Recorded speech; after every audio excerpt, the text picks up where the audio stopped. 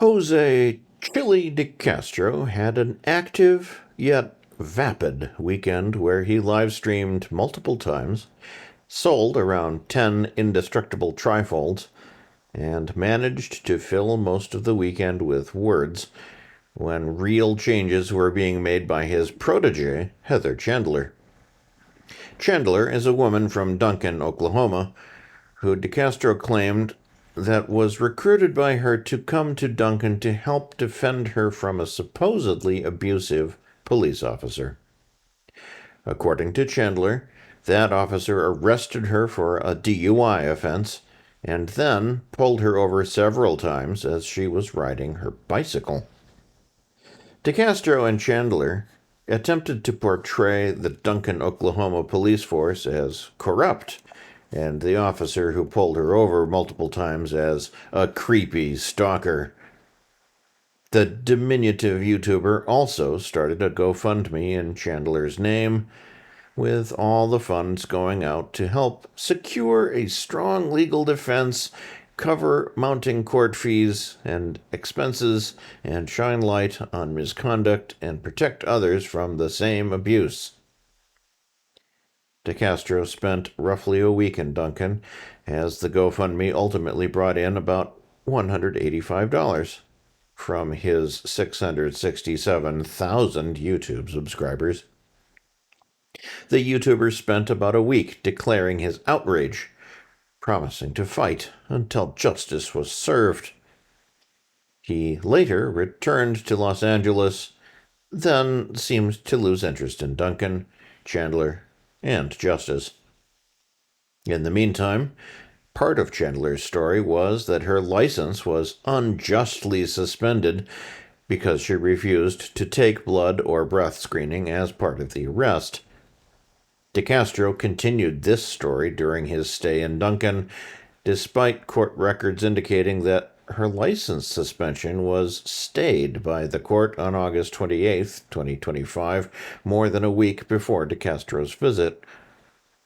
Following DeCastro's exit from the area, Chandler's attorney, Clinton D. Russell, motioned to and had his motion granted on September 25th to withdraw from her defense. Russell cited a mutual agreement of the parties as reasoning to leave the case. On September 26th, Chandler submitted a motion to compel discovery, a preservation order, and for sanctions or exclusion if materials are not produced. In the document, Chandler is seeking information as to why her license was reported as suspended, even though it was valid until April 30th. She's also seeking footage from the jail where she says she was denied a request for a breath test at the jail, despite waiving that ability at the scene of the arrest.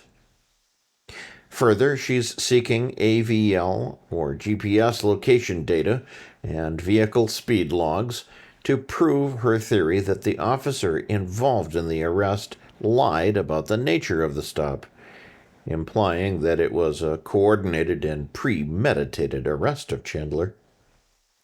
The documents share similarities to DeCastro's own AI-generated documents, with formatting errors and general prose styling of an AI document.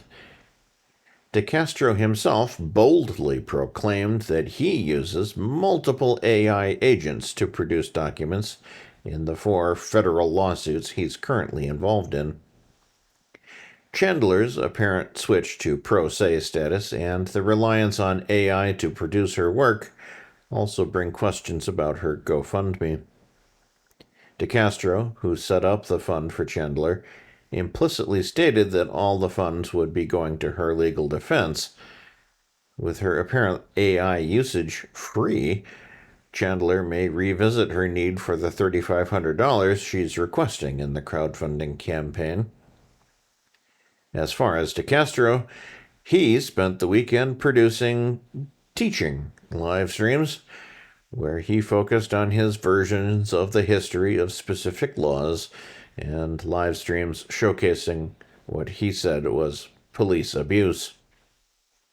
DeCastro's promised 8 to 9 hour marathon, he said, was scheduled for Saturday, never materialized.